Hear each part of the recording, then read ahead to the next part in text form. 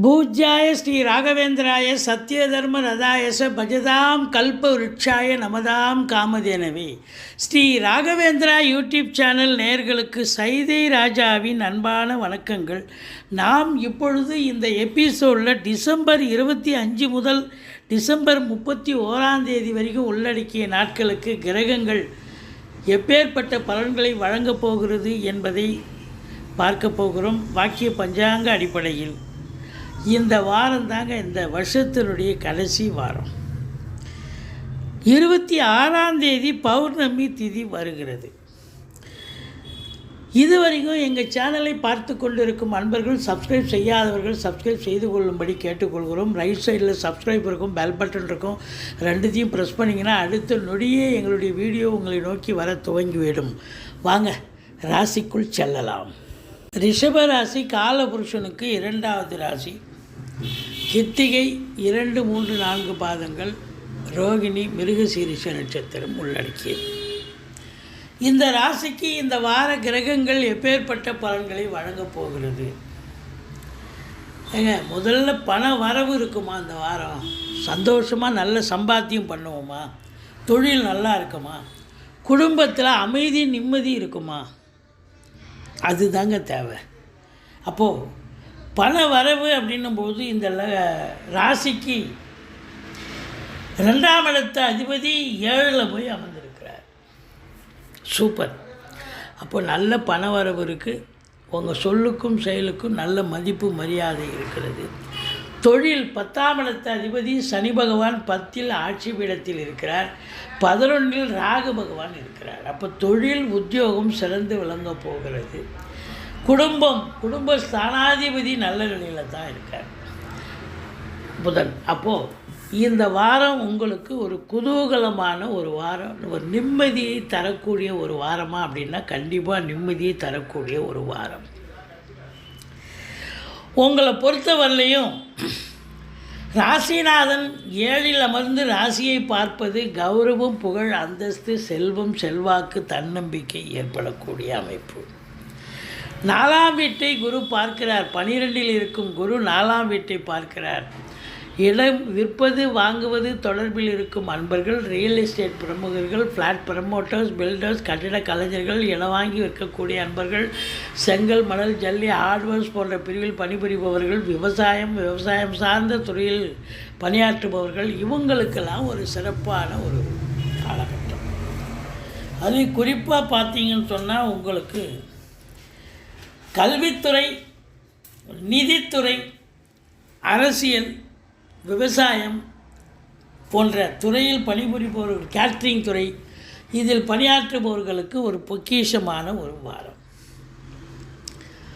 வண்டி வாகனங்களை வச்சு பழப்பு நடத்தக்கூடியவர்களுக்கு நல்ல பழப்பு அருமையாக போகும். நல்ல சம்பாத்தியம் பண்ணுவீங்க.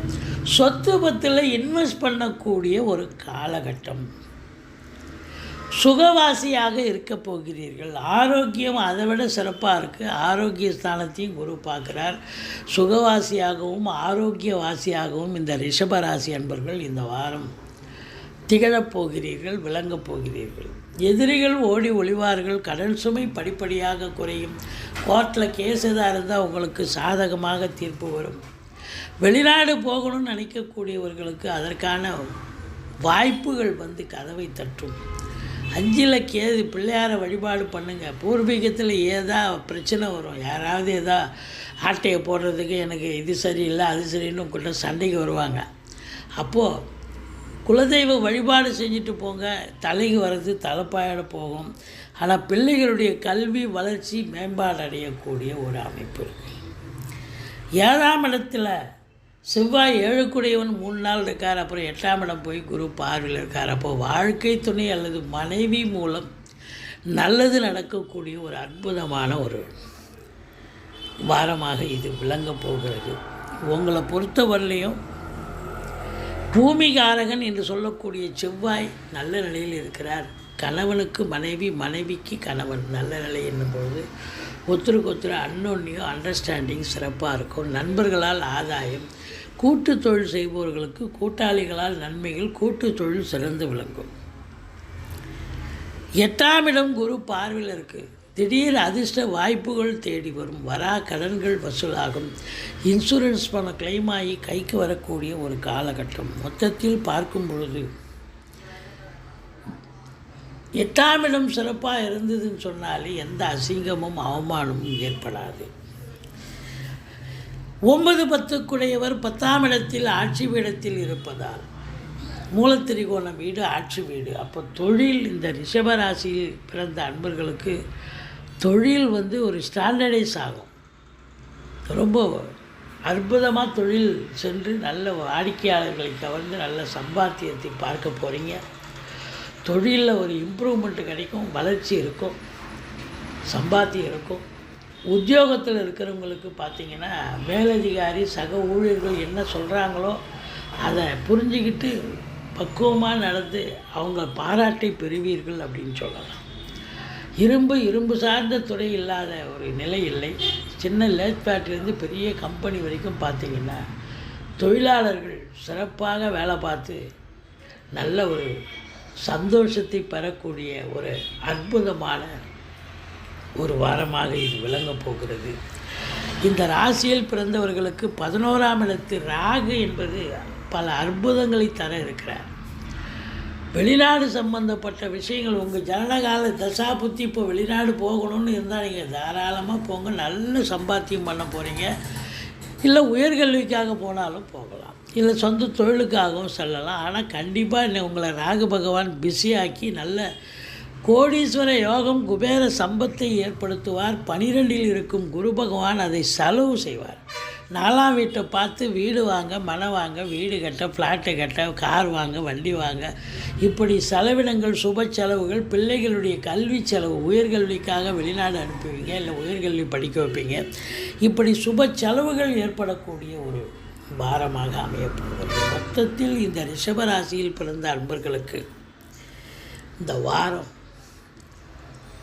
அற்புதமான ஒரு வாரம். சுகவாசி, ஆரோக்கியமாக இருப்பீர்கள், ஆரோக்கியமாகவும் இருப்பீங்க. கணவன் மனைவி ஒற்றுமை, பொருளாதார மேன்மை, ரொம்ப நாள் ஆசை வெளிநாடு போகணும்னு அந்த அபிலாஷை நிறைவேறப் போகிறது. ஒரு சிலருக்கு, எல்லாருக்கும் கிடையாது. தொழிலில் உத்தியோகத்தில் மேன்மை, பல அற்புதங்கள் நிகழப்போகிறது. உங்களை பொறுத்தவரையிலையும் நீங்கள் வணங்க வேண்டிய தெய்வம் பிள்ளையாரை வழிபாடு செய்யுங்கள். வாழ்க்கை மணிகண்டனை வழிபாடு செய்யுங்கள். வாழ்க்கை வளமோடும் நலமோடும் அமையப்போகிறது. எங்களுடைய வீடியோ பிடிச்சிருந்தால் லைக் பண்ணுங்கள், ஷேர் பண்ணுங்கள், சப்ஸ்கிரைப் பண்ணுங்கள். மறக்காமல் சப்ஸ்கிரைப் பண்ணுங்கள். நன்றி. வாழ்க வளமுடன்.